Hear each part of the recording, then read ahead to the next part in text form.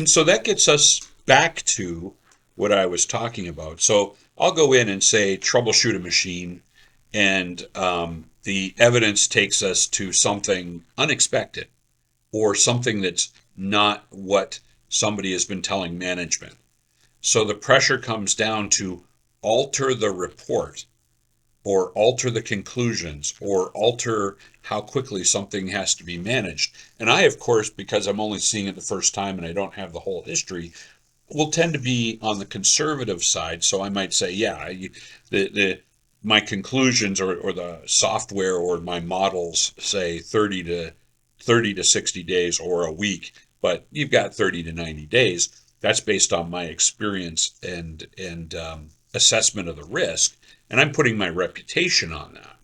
On the other hand, if somebody comes back and says, well, I don't agree with your assessment of 3 weeks, we need it to last 90 days, you need to alter your report, which does not follow anything else, that becomes an issue. So if I have a technician and management turns, or I'm sorry, his supervisor turns around and says, well, how long is it going to last?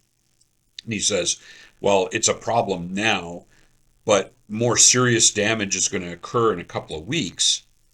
Uh, so we need to take care of it before then. And then they came back and said, well, it's going to be 3 months before the next shutdown.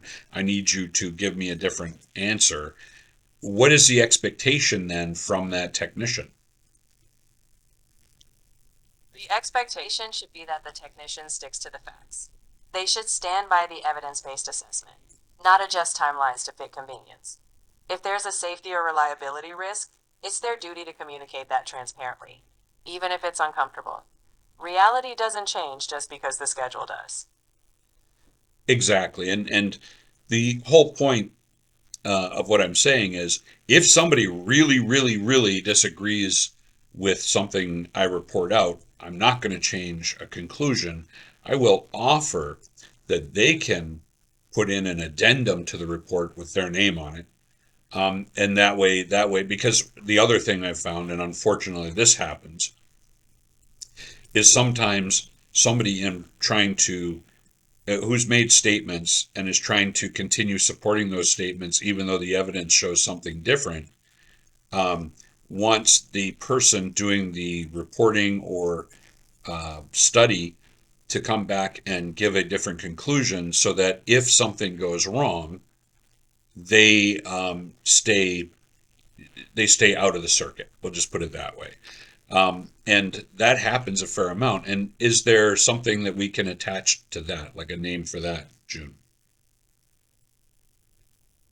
That's often called liability shifting or covering. Essentially, it's trying to protect oneself from accountability by influencing official conclusions. The best defense? Clear, documented, evidence based reporting, so no one's left playing the blame game.